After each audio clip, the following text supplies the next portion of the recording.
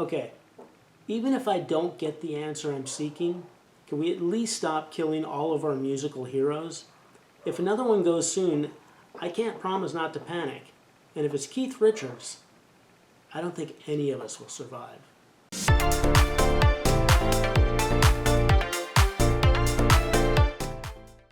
"10 years ago, I heard that one of my music idols had passed away in what scientists would refer to as natural causes. It was a surprise at the time, but it was a different sensation noticed than when something tragic happened, like the murder of John Lennon.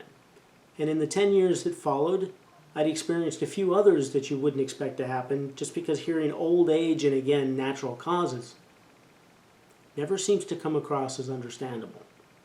Which got me to thinking, because I'm heading into that age where I'm starting to receive notifications of people passing away who are either my age or younger, and that's just scary.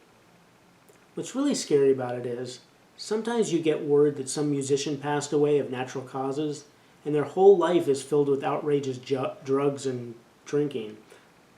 While I agonize over, taking a third aspirin for a really bad headache. I stopped drinking at 30, not because I had to, but because I chose to. Unlike the rock stars of my age, I lived a pretty mundane life. I'm a writer, which means my crazy times involve me killing off a character prematurely, or allowing my protagonist to make decisions I would never consciously make. So when you hear about somebody like Keith Richards living forever, which kind of seems to happen, this guy took every drug you could possibly imagine, but he's doing pretty good. He's probably going to outlive me too. But it sure does bring up a lot of perspective. You rarely think of mortality when you're young, but when you start to reach a certain age, someone you know or knew passes away and suddenly you're thinking, about it all the time. Get sick with something other than a cold or flu, and you definitely think about it even more. A couple of months ago, my best friend from when I lived in San Francisco passed away. I never thought he would die. I knew him for so long.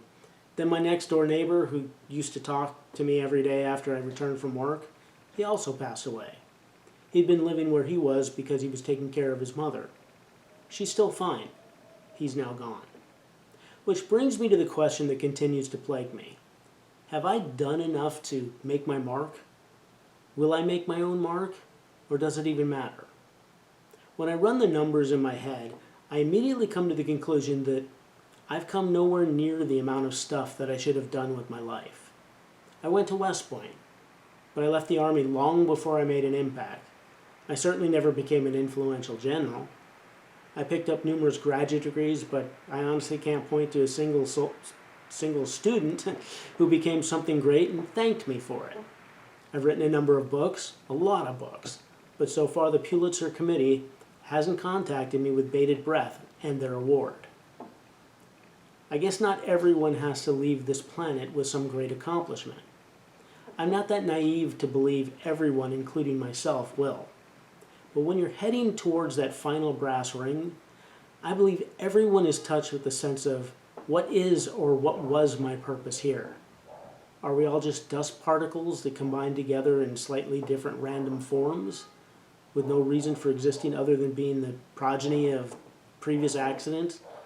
Or are we here for a specific purpose?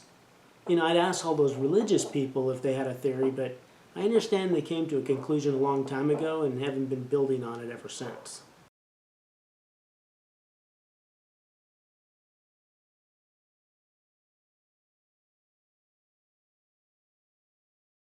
Okay, even if I don't get the answer I'm seeking, can we at least stop killing all of our musical heroes? If another one goes soon, I can't promise not to panic. And if it's Keith Richards, I don't think any of us will survive.